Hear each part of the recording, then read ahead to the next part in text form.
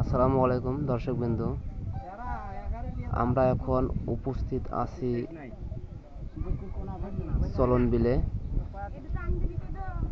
এই চলন বিল সিরাজগঞ্জের মাঝখানে পড়েছে, উল্লাপাড়া।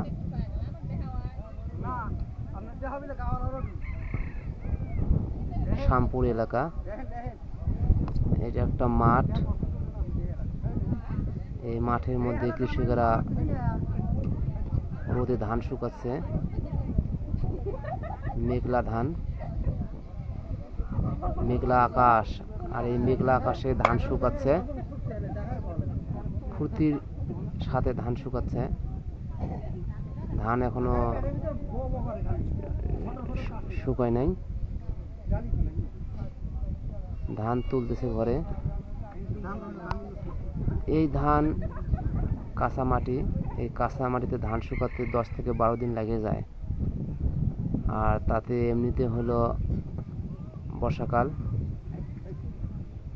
এই বর্ষাকালে মাটি স্যাঁতস্যাঁতে থাকে,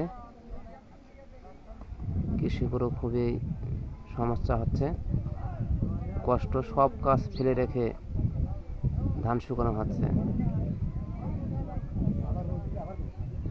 এটা একটা সম্পূর্ণ একটা বিল। দেখেন কত সুন্দর একটা গ্রাম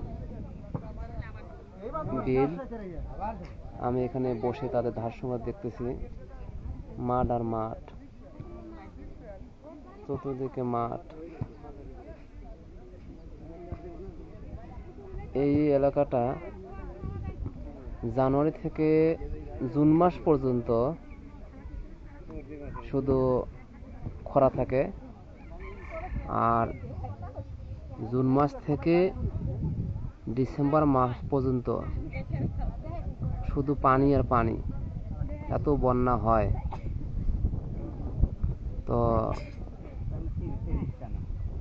এখান থেকে 1 মাস উপরে পানি হয়। এই সময় ক্ষেত খামারে কোনো ফসল থাকে না, শুধু পানি আর পানি। আর এই বিলে এলাকার লোকজন মাছ ধরে জাল দিয়ে। জালও আবার বিভিন্ন প্রকারের আছে, বিশেষ করে এই এলাকায় রিং জাল দিয়ে মাছ মারে। মাছ আর মাছ, মাছ মাছ মেরে বাজারে বিক্রি করে। একজন মাছ মারে দিনে 1 মণ 1.5 মণ এরকম করে। তারা শুধু বর্ষার অপেক্ষা থাকে। খরার সময় যে ইনকাম করে তার থেকে বর্ষার সময় তাদের ইনকামটা বেশি হয়। প্রত্যেকটা ঘরে ঘরে জাল থেকে যায়, আর এই জাল দিয়ে মাছ মারে। প্রতিদিন 2000-3000 করে মাছ বিক্রি করে থাকে। এই ধান তুলতেছে, ধান তোলার পরে কাজ শেষ, তখন শুরু হয়ে গেল বন্যা।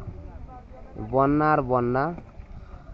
বন্যা হলে তাদের আনন্দ উৎসব বেড়ে যায়, কিন্তু গরু ছাগল হাঁস মুরগির একটু সমস্যা হয়, খুব কষ্ট। এই সময় খরার সময় গরুদেরকে খড়, ভুসি, ঘাস খাওয়ায়, বিভিন্ন উপকরণ দিয়ে গরু খাওয়ানো হয়। এই যে বর্ষা শুরু হয়ে যাবে, গরুর খাওয়ার বন্ধ, তখন শুধু খ্যার আর ভুসি, খ্যার আর ভুসি।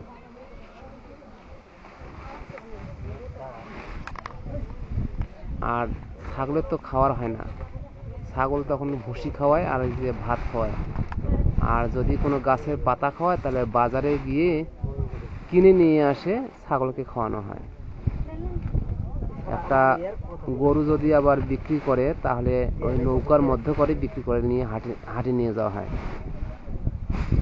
অথবা গরুর যে ব্যবসায়ী আছে তারা বাজার থেকে নৌকা নিয়ে আসে, দরদাম হলে সেই নৌকাতে আবার গরু পার করে নিয়ে যায়। ওই ছাগলেরও একই কাহিনী,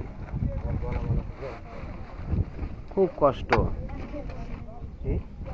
আর এলাকার লোকজন যদি এক জায়গা থেকে আর এক বাড়ি যায় তাহলে নৌকা নিয়ে যায়, নৌকা ছাড়া কোনো উপায় নাই। আর এই এলাকার লোকজন যে স্কুল আছে সেই স্কুলের ছাত্রছাত্রীরা নৌকায় করে গিয়ে স্কুলে যায়। এই যে পাশে দেখেন একটা ছোট্ট একটা স্কুল আছে, এই দেখেন স্কুল। এই স্কুলে কত বড় দেখেন পিলার আছে, এই পিলার পর্যন্ত পানি উঠে যায়। বিভিন্ন গ্রাম থেকে ছাত্রছাত্রী আসে এই স্কুলে বর্ষাকালে।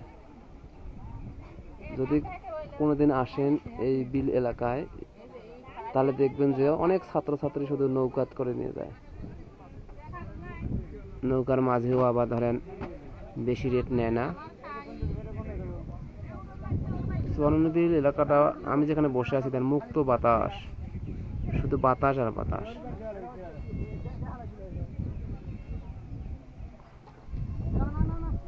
এখানে দেখেন কত সুন্দরভাবে ধান শুকাচ্ছে, রোদ নাই, মেঘলা আকাশ, দেখেন কত সুন্দর। এই যে এটা চলছে জুন মাস, এই জুলাই মাস থেকে শুরু হবে ধরেন তাদের কষ্ট। এখন এই যে এলাকার ছেলেরা পোলাপান ফুটবল খেলতেছে, আর কয়েকদিন গেলে ফুটবল খেলা বন্ধ, তাদের কোনো আর মাঠ নাই। তখন দেখবেন যে যে যার বাড়ির মধ্যে বসে থাকার লাগে। এই যদি এক বন্ধু আর এক বন্ধু যোগাযোগ করতে চায় এক পাড়ার মধ্যে, তাও ধরেন নৌকা নিয়ে যাওয়ার লাগে। নৌকা ছাড়া কোনো উপায় নাই। এই দেখেন ভিটে বাড়ি, কত উঁচু জায়গা। এই ভিটে বাড়ির আঙ্গিনা পর্যন্ত পানি ওঠে। আমাদেরকে একটু ভয়ে লাগে, কিন্তু এরা দীর্ঘদিন থেকে বসবাস করার জন্য তাদের মধ্যে কোনো ভয় নাই।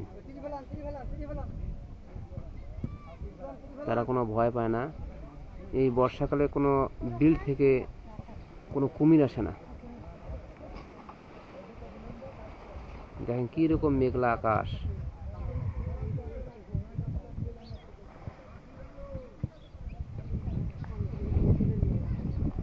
শ্যামপুর গ্রাম তুলে নিয়ে গেলাম।